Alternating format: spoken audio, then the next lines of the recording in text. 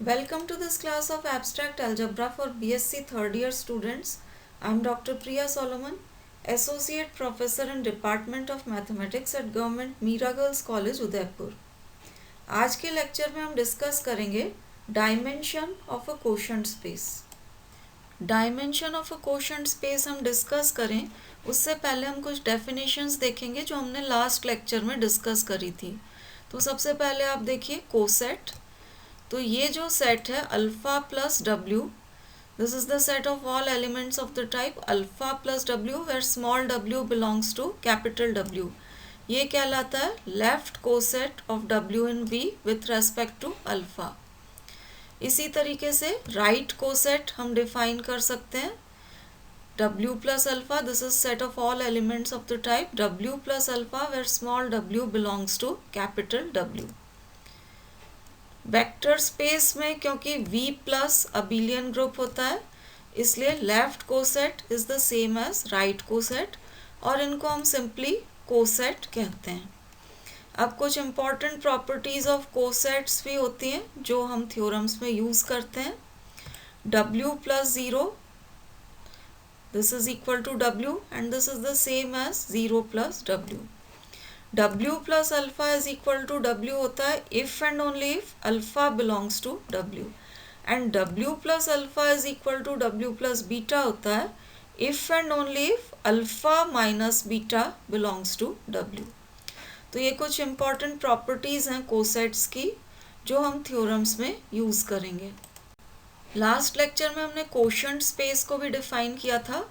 तो quotient space के लिए W सब स्पेस हम लेंगे वेक्टर स्पेस VF की।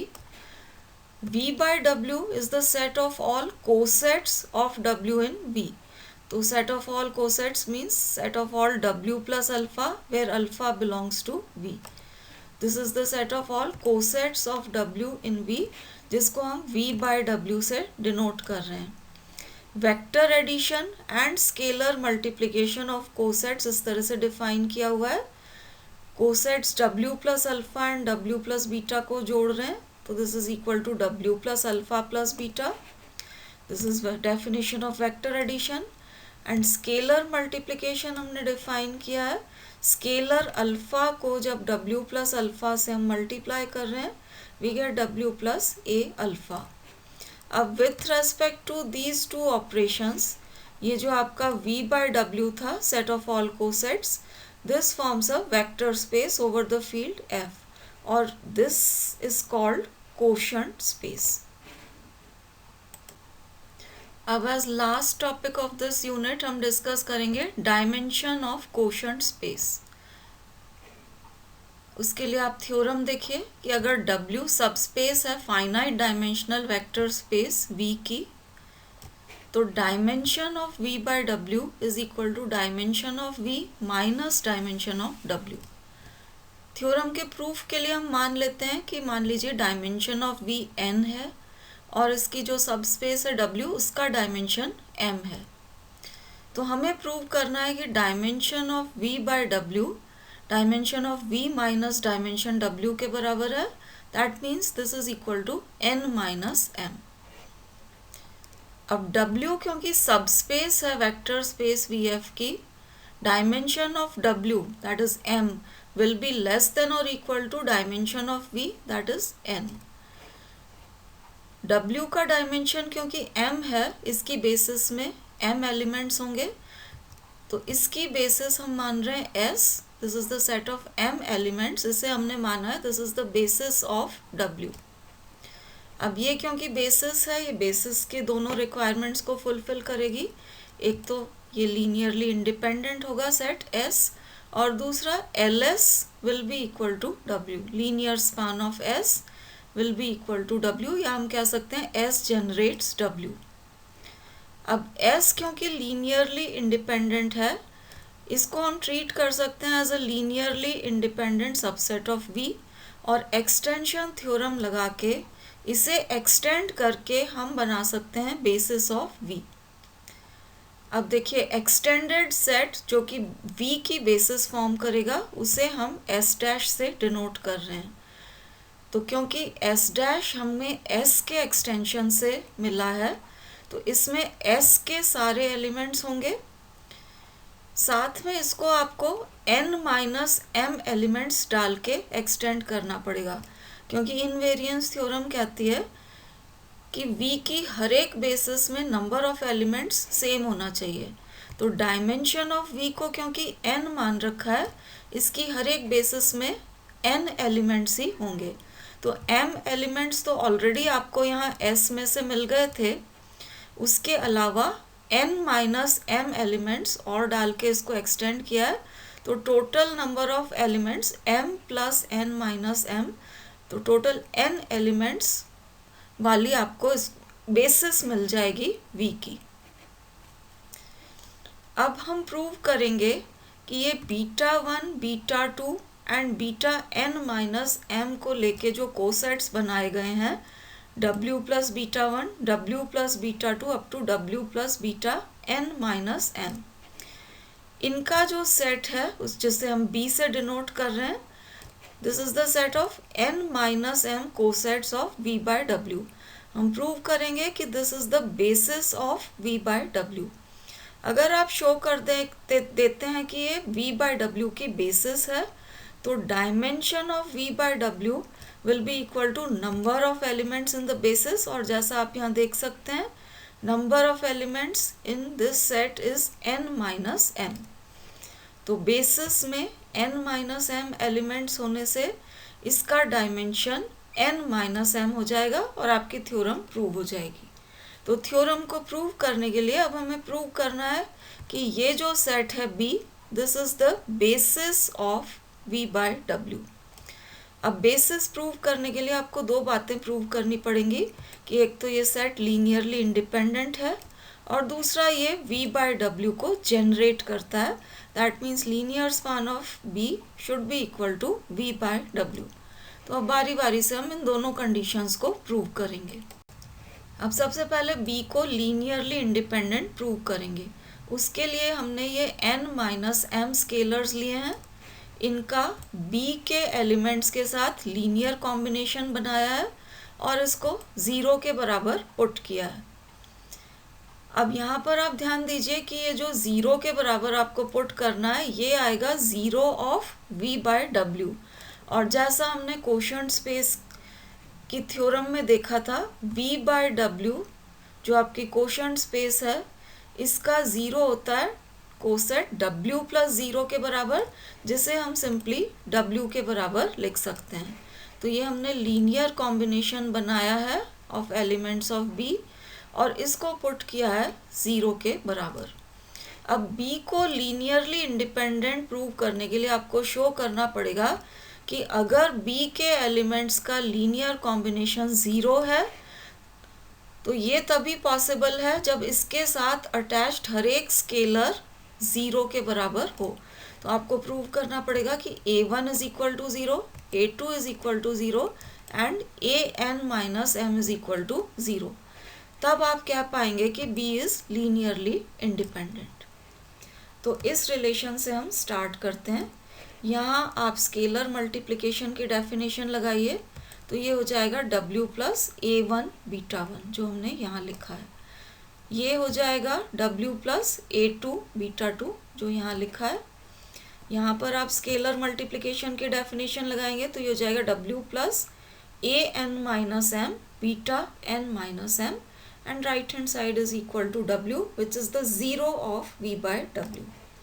अब आप वेक्टर एडिशन की डेफिनेशन लगाएंगे, तो ये एलिमेंट्स आपके ऐड हो जाएंगे and you get this result W plus a1 β1 plus a2 β2 up to an-m βn-m, this is equal to W। अब हम कोसेट की प्रॉपर्टी यूज करेंगे कि W plus alpha is equal to W होता है if and only if alpha belongs to W। तो आप देखिए ये रिलेशन उसी टाइप का है, W plus this element is equal to W है। कोसेट की प्रॉपर्टी आप यूज करिए, तो ये होगा if and only if this element belongs to W। तो इससे कोसेट की प्रॉपर्टी यूज करने पे अपने पास आ गया दिस बिलोंग्स टू W। अब ये W में आया है और W की बेसिस हमारे पास है S, this is the basis of W। तो W के किसी भी एलिमेंट को हम एक्सप्रेस कर सकते हैं as linear combination of elements of the basis. तो इस एलिमेंट को भी, क्योंकि ये W में बिलोंग कर रहा है, इसको हमने एक्सप्रेस कर दिया है as linear combination of basis vectors. अब राइट हैंड साइड के सभी एलिमेंट को आप लेफ्ट हैंड साइड पे ट्रांसफ़र करेंगे तो ये नेगेटिव साइन के साथ ट्रांसफ़र हो जाएंगे एंड राइट हैंड साइड 0 रह जाएगी। अब यहाँ इस रिलेशन को आप देखिए, ये है linear combination of elements alpha 1 से लेके अल्फ़ा m एंड बीटा 1 से लेके बीटा n माइनस m। ये एलिमेंट्स S डैश के एलिमेंट्स हैं। S डैश हमारा एक्सटेंडेड सेट था जो कि बेसिस थी वेक्टर स्पेस की। तो S डैश क्योंकि बेसिस है, बेसिस होने की वजह से ये लीनियरली इंडिपेंडेंट है, और लीनियरली इंडिपेंडेंट वेक्टर्स का लीनियर कॉम्बिनेशन 0 तभी हो सकता है जब इसके साथ एसोसिएटेड हर एक स्केलर 0 के बराबर हो। इसलिए अपने पास होना चाहिए a1 equal to 0, a2 equal to 0, an minus m is equal to 0। और आगे आप चलेंगे तो आगे के scalars b1 equal to 0, b2 equal to 0 and bm is equal to 0। This is because S dash is linearly independent. तो अब आप देखिए आपके पास a1 equal to 0, a2 equal to 0 up to an minus m equal to 0 आ चुका है, और ये स्केलर 0 होते ही हम कह सकते हैं कि B इज़ लीनियरली इंडिपेंडेंट, क्योंकि यहाँ हमने B के एलिमेंट्स का लीनियर कॉम्बिनेशन बनाया था using scalars a1, a2 and an minus m। इसको 0 पुट किया था और इससे आपके पास रिजल्ट आ गया है कि अटैच्ड हर एक स्केलर जो है a1 0 है, a2 0 है एंड an माइनस m भी 0 के बराबर है। ये लीनियर इंडिपेंडेंस की कंडीशन है, तो हम कह सकते हैं कि B is linearly independent. Next हम प्रूव करेंगे कि linear span of B is equal to V by W। अब इसके लिए आपको प्रूव करना पड़ेगा कि V बाय W का आप कोई भी एलिमेंट लेते हैं तो वो होना चाहिए linear combination of elements of B। तो ये हमने V बाय W का कोई भी एलिमेंट, दैट मीन्स कोई भी कोसेट ले लिया है where alpha is an element of V। अब अल्फ़ा हमने V में लिया है और V की बेसिस ये S डैश है, तो this is the basis of V। इसलिए V का आप कोई भी एलिमेंट लेते हैं वो होगा linear combination of basis vectors. तो अल्फ़ा को हम लिख सकते हैं as linear combination of elements of S dash. अब देखिए इसमें दो हिस्से हम कर रहे हैं। ये जो अल्फाज वाला पोर्शन है लीनियर कॉम्बिनेशन में जो आ रहा है, इस पूरे को हम गामा से रिप्रेजेंट कर रहे हैं। तो ये पूरा पोर्शन जिसमें अल्फाज इन्वॉल्व थे इसकी जगह हमने गामा लिख दिया है, और ये जो बाद वाला पोर्शन है जिसमें बीटाज इन्वॉल्व थे इसको हमने एज सच रखा है। अब ये गामा हमने लिया है C1 alpha 1 plus C2 alpha 2 up to Cm alpha m। ये है linear combination of elements of S, और S क्योंकि W की बेसिस है तो linear combination of elements of S, this LS is equal to W। तो ये जो गामा है W में बिलोंग करेगा। अब आप देखिए W प्लस अल्फ़ा जो हमारे पास था उसको हम लिख सकते हैं W प्लस, ये अल्फ़ा की वैल्यू सब्सटीट्यूट किए यहाँ से, gamma plus this linear combination. तो अल्फ़ा की जगह गामा प्लस दिस लिखा है। अब वेक्टर एडिशन की डेफिनेशन लगा के इसके दो हिस्से कर लीजिए, W plus gamma and W plus this remaining portion. तो ये W plus gamma and W plus this remaining portion. अब W प्लस गामा जो हमने किया है इसका ये जो गामा था, यहाँ हमने देखा था gamma is an element of W। तो आप कोसेट की प्रॉपर्टी यूज़ करिए कि W plus alpha is equal to W होता है if and only if alpha belongs to W। तो W plus gamma this will be equal to W because gamma belongs to W. तो ये जो W plus gamma था इसकी जगह हमने W लिख दिया। तो W then again plus W आएगा, तो दोनों की जगह आप W लिख सकते हैं क्योंकि W सब स्पेस है। W plus W will be the same as W। और ये एलिमेंट्स आपके एज सच यहाँ पर हमने लिखे हुए हैं। अब आप वेक्टर एडिशन की डेफिनेशन लगाइए, तो ये हो जाएगा W plus D1 beta 1 then W plus D2 beta 2 and so on. तो इसको हमने इस तरह से सम में ब्रेक कर दिया है। स्केलर मल्टीप्लिकेशन की डेफिनेशन लगाएंगे तो ये D1 D2 up to Dn minus m को बाहर ले सकते हैं, तो ये D1 D2 and Dn minus m इस तरह से हमने ले लिए हैं। अब यहाँ पर आप देख सकते हैं कि ये जो आपके पास आया D1 D2 up to Dn minus m, ये तो स्केलर्स हैं, और ये W plus beta 1 W plus beta 2 W plus beta n minus m ये हैं B के एलिमेंट्स। तो this is linear combination of elements of B। तो ये आपका जो W प्लस अल्फा था इसको हमने एक्सप्रेस कर दिया है as linear combination of elements of B। तो V बाय W का कोई भी एलिमेंट हमने लिया था और उसको एक्सप्रेस कर दिया as linear combination of elements of B। इसलिए हम कह सकते हैं कि LB is equal to V by W या V by W is equal to LB, क्योंकि इसका हर element linear combination of elements of B के फॉर्म में है। अब देखिए बेसिस के दोनों रिक्वायरमेंट्स फुलफिल हो गए। फर्स्ट पार्ट में हमने प्रूव कर दिया था कि B इज लीनियरली इंडिपेंडेंट, और सेकेंड पार्ट में प्रूव कर दिया है कि linear span of B is equal to V by W। तो अब हम कह सकते हैं कि this B is the basis of V by W। अब ये अगर बेसिस है तो dimension of V by W होता है number of elements in the basis.